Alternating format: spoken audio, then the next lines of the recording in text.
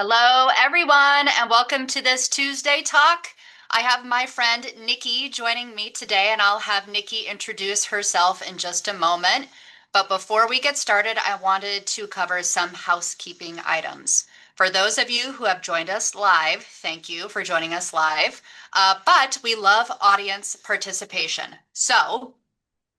There is a Q&A button, most likely on the bottom part of your Zoom screen. If you don't see the Q&A button, there's a little button that's a circle with three dots in it. Click on that guy, and within there, you'll see that Q&A option. So click on that, and then you can type in a question. So that's how you'll communicate with myself and Nikki. Nikki, you don't need to watch the Q&A box. I will keep my eye on that to monitor that and pay attention as questions come in. But for those of you joining us live, we love audience participation, so don't be shy. Go ahead and type in a question. And even if you are shy, you can click a little box that says anonymous, so I won't even know your name. So it just really generates a better conversation, and your voice is heard. And I will make sure to ask that question as Nikki and I are visiting over the course of the next 30 minutes. So without further ado, Nikki, if you would please introduce yourself to our listeners. Yeah, thank you, Jen. I'm really happy to be here with you today. As always, it's so fun to have these conversations. My name is Nikki Holles. I am the Senior Vice President of People Strategy and Governance here for Right at Home. I've been with Right at Home for over 6 years. But man, Jen, sometimes I feel so old when I say I have like in the industry franchising, I have about 15 years of experience in the home care space. And then in the HR and the people strategy space, oh my gosh, I'm looking at 30 years experience. It's crazy. I'm ah old, old.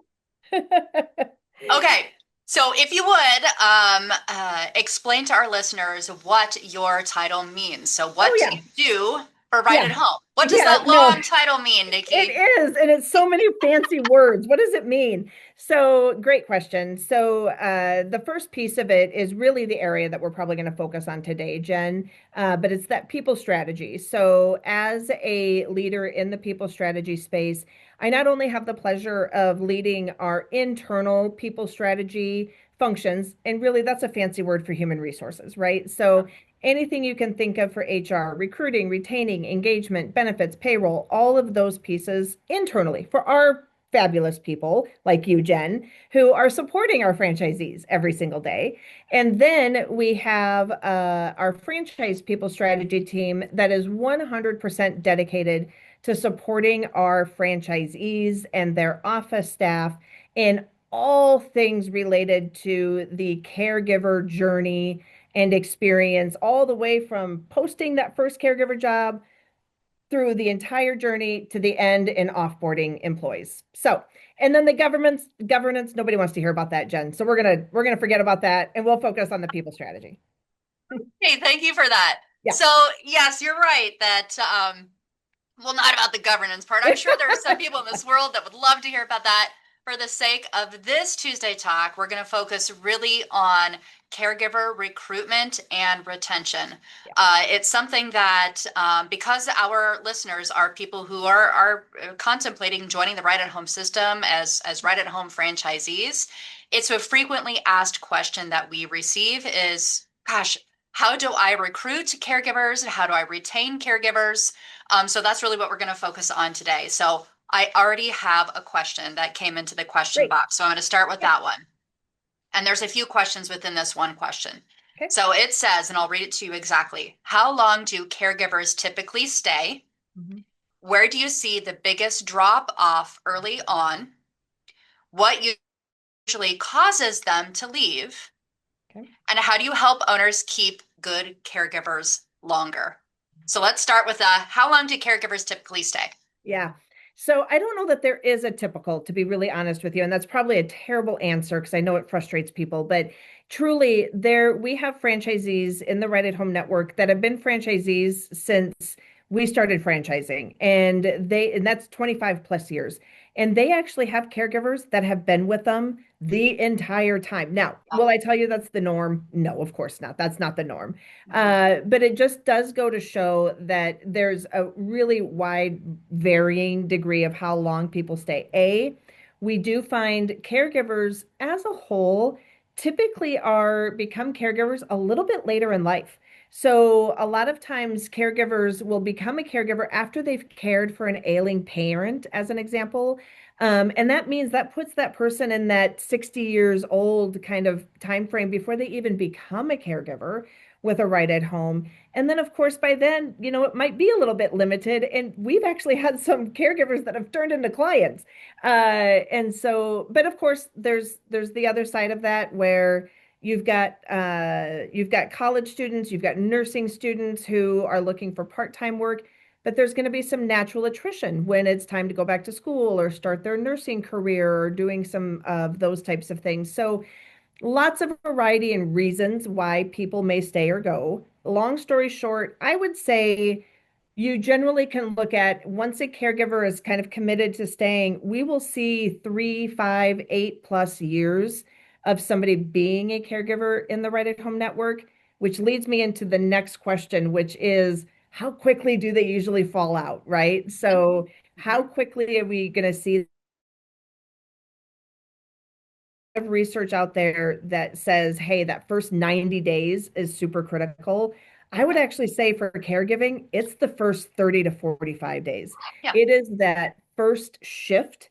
It is the first encounter that they have working a shift alone with a client. Those are going to be the turning points for caregivers. So generally speaking, if you've got a caregiver that is with you and they last beyond that first shift, they last beyond that first alone shift with a client for that 30, 45 days. Chances are you're going to have them for as long as you want them in your agency. Mhm. Um, and now I'm going to forget where the question started to trail off in my Yeah, mind, nope. Jen. You've But I'm keeping track. okay, You've already covered the okay, first couple questions. okay. Next question is there something in general that usually causes them to Yeah. leave? Is there a Yep. reason for that? Yeah. So I just talked about a little bit of some of those variables that you can't control and you just never so that those are going to be reasons. The some of the reasons that are within your control as an agency owner are really going to come down to, and it sounds really like cheeky chicken soup for the soul kind of stuff, but it's true. It's all about the culture.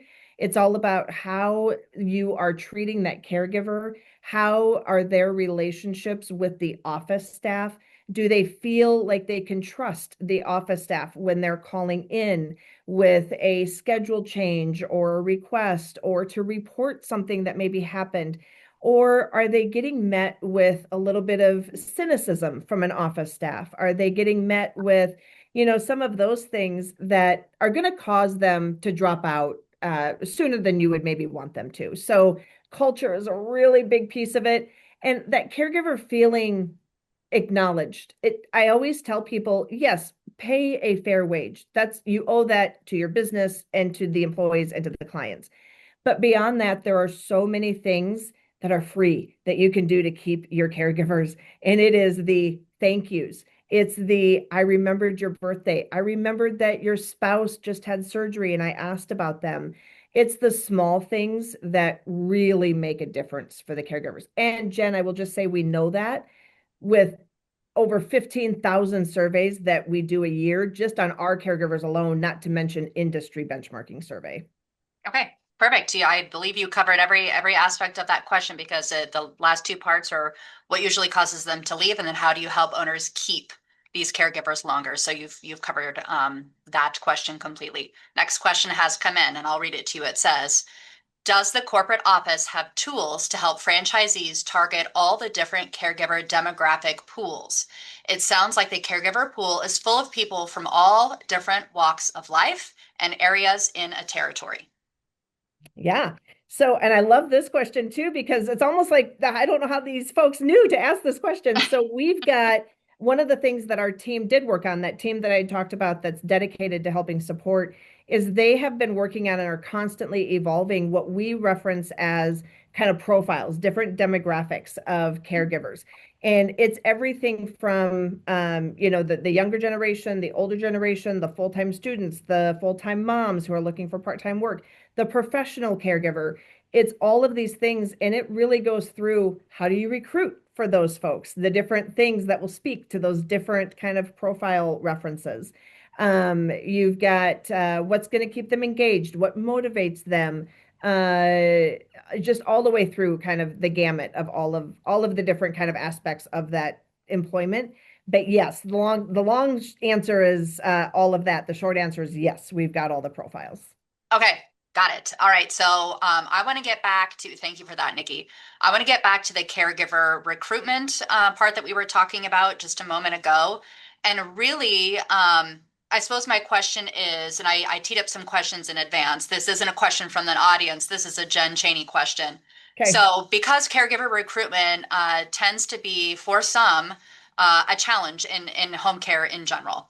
So, how does Right at Home specifically support franchise owners so they're not trying to solve that alone? So, what I'm looking for are all of the tools and resources that we provide to our franchise owners when it comes to caregiver recruitment. Yeah. And Jen, before I answer that, and please, I want to apologize in advance. I'm getting warnings on my computer. So if something happens, I have my phone ready to go and I will hop on the Zoom on my phone. Just, Okay. I want you to know that. So, yeah, lots of different resources. Again, we're going to use industry best practices. So, what does the research tell us that caregivers, how are they motivated? What do they want? How do they communicate best? What are their kind of motivating needs, their drivers? What kind of personalities do they have? What kind of competencies do they have and attributes? And then we've built an entire suite of best practices that will walk franchisees through step by step, again, from posting the position. So that might mean templates that are available for job postings or vendor contracted negotiated rates for different technology platforms like applicant tracking systems or job boards. It might be templates for how to communicate and set interviews, interview guides, onboarding templates, onboarding PowerPoints that you can plug and play, videos, and like I said, just all the way through the entire journey. So then, what does that what does that look like for getting them in their employee file, and what documents do you need, and how do you make sure you've got all the right pieces? What kind of training?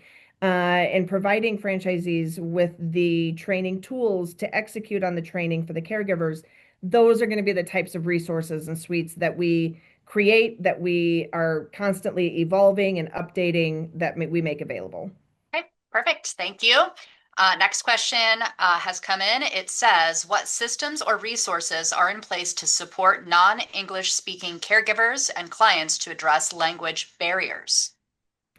Yeah, a really great question. And it just is every day we see even just a higher need in different languages with this. And it feels Yeah, like I'm always learning about a new language that we have to have materials in. yeah, So, as a brand, as a Right at Home brand, we have several marketing pieces, both on the client side and on the caregiver side, that are available in multiple languages. Not yes. 100 plus, like some people will kind of say, but definitely the French Creole, the Haitian, Spanish, Chinese, some of those really focused languages here in the States. Sure. And then, of course, tools and best practices on how to what's the word I'm looking for? Um, Not transition, but get those transcribe is the only word I'm thinking of into. Translate, Thank translate. you. Yes, into the preferred language. Yeah, But that even our technology, applicant tracking systems are, you can do applications in different languages and those types of things. great, great. Okay. So, question, I wrote down this question before we joined this Yeah. webinar.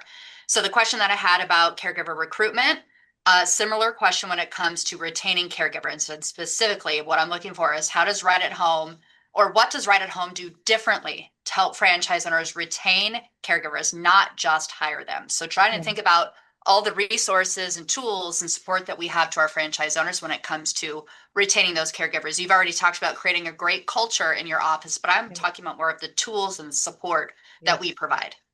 Yeah. So I'm going to go, a little bit back to the best practices. So all of those that we have for the retention and engagement. So we talk a lot about engagement when we think about culture and really being purposeful with your employees, not just your caregivers, your office staff too, but everybody, and what that can look like. Ideas, again, templates, guides that you can use to kind of operationalize some of these pieces. And then technologies. Yes, we just partnered, gosh, probably a year, 18 months ago, maybe, with a company called Caribou Care. They're out of Canada, hence the Caribou, but they are a caregiver first company that uses technology to drive engagement with caregivers. So they are definitely focused on the caregiver, but they use that technology in their platforms to continue to elevate that engagement and reward the behaviors that you're looking for and allow that to synchronize and integrate with your operational software. So maybe that's, using it to track on-time clock-ins and motivating for that, right? Those things that just to help to kind of keep rewarding and incentivizing, in addition to the birthdays and the anniversaries and the kudos and all of those pieces. But that's Okay. just a couple of examples. Okay. Thank you. Yeah. Okay. So, many, if not most, people who join the Right at Home system have no experience in home care. They've never owned a senior care business. They've never hired a caregiver. They've never had anything to do with caregiver. They don't have any experience doing any of these things that you've talked about at all. So, and you really don't have to have that experience. That's why you're joining a franchise system, is because of all the amazing tools and resources and support that you've talked about so far. But what I want to focus on in this next question is for brand new owners right out of the gate.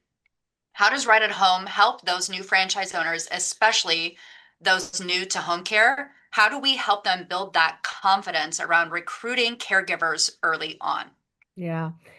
Again, really great question. And I would say, yes, we have some prescribed ways that we do that. And I just have to give a shout out to our onboarding teams here who Mhm. are just phenomenal with our new franchisees coming into the network. Just in very intense one-on-one dedicated time.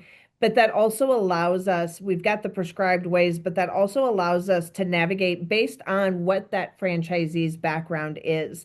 So one franchisee might be coming in from a healthcare background. Maybe they were a nurse for many, many years, and this is a new opportunity. Maybe they worked on Wall Street and they've got some investment dollars that they're looking to have an investment, right? So yes, there's prescribed ways, but we also very much individualize those learnings and those approaches.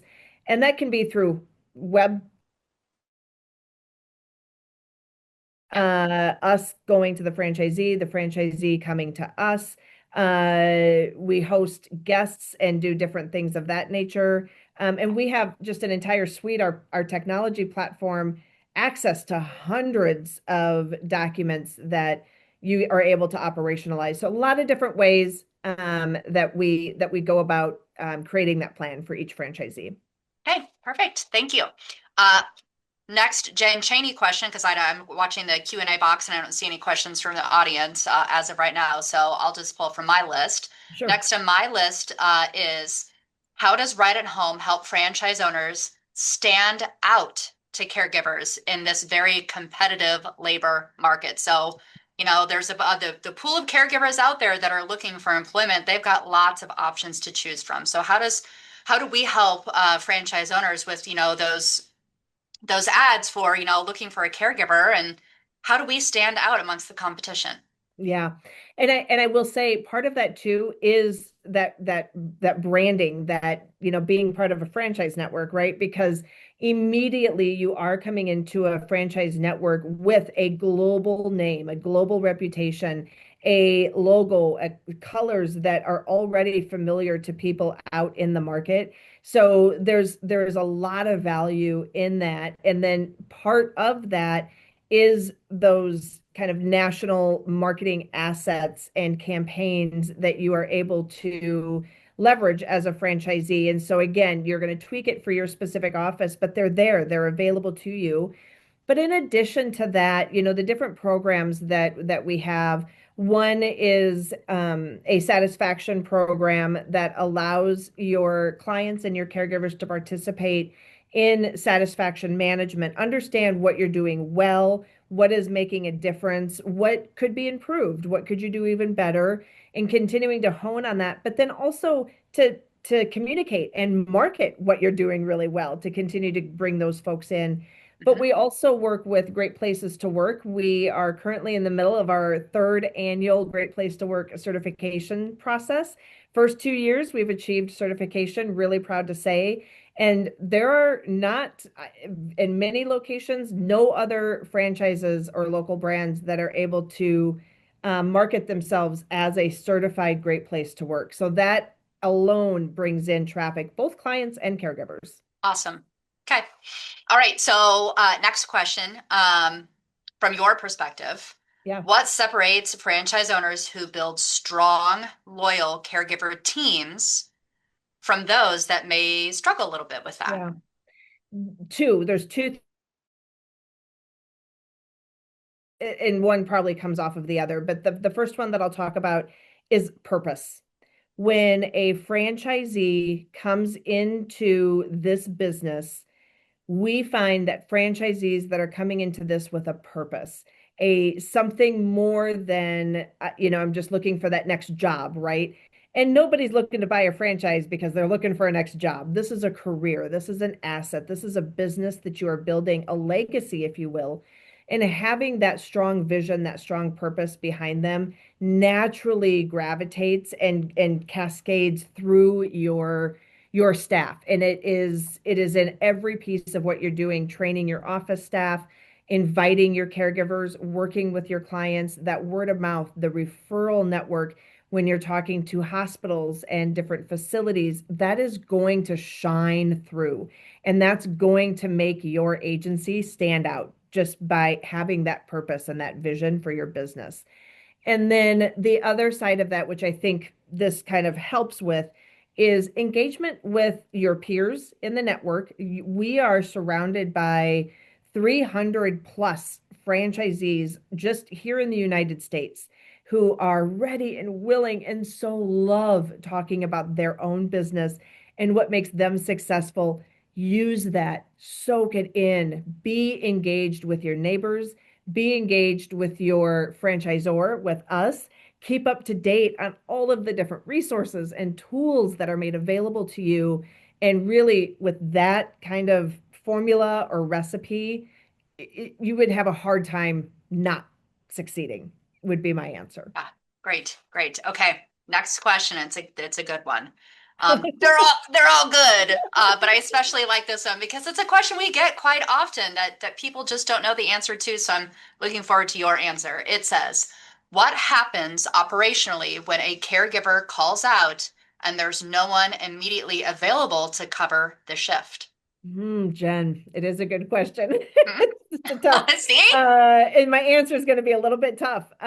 So in the beginning, that means you, the franchisee, you might be going in and providing the care, because you're going to learn every aspect of the business from start to finish. Part of that onboarding, part of what that looks like is knowing what it takes to provide care, and taking that role on. Now, once you get established and you've got, a handful of caregivers, and this is part of the training and part of what we will work through with new franchisees, is learning how to create that bench strength so that you're never hiring for just one client, right? It's not your typical job where it's like, I have this shift that I need to fill and I'm going to hire one caregiver for that shift. You're going to have a bench. You're going to have a bench strength of talent that in the event a caregiver is sick, just in that exact situation, And or you constantly are marketing for new clients. So you never know when those additional shifts are going to come up. So you will learn how to maintain a bench strength of caregivers to be able Yep. to pull from to put into those shifts. Yes. And thank you for that. And I do want to add that, of course, as Nikki said, we're going to teach you every aspect of this business, including how to be a caregiver. And then you're also going to be training the caregivers on how to provide that best in class care. Yep. But we want to be clear, we don't want you to be No, a full-time no, caregiver. And I know that's not what you were saying, Nikki. no. Thank you for clarifying. Yep. Yes. As Yes. a Right at Home franchisee, you are the owner of this business. So of course, you don't want to shift to go, without a caregiver and to tell that client, sorry, we can't provide care. And if you don't have any caregivers to fill the shift, then my goodness, if it were my business, I'd be like, okay, looks like I'm going to be a caregiver today. Yes. And that's just what you do as a business owner. Of course, having that strong bench strength caregivers, you won't have to deal with that. But initially, you may have to fill in from time to time, and that's okay Yep. from time to time. But we certainly don't want you to do that full time because No. there's other areas of your business that are going to need you. Our goal is always for franchisees to work on the business, not in the business. There you go. That You said is it. our mantra. Okay. So, next question, and we've just got a few minutes left. I'm going to squeeze this last one in here. It says, as a franchise owner, is it possible to funnel our marketing dollar contributions toward caregiver recruitment versus client recruitment? If Yes, we it is. notice it's harder to find caregivers than clients. Absolutely. The short answer is yes. Okay. Yes, the short answer is yes. Okay. Perfect.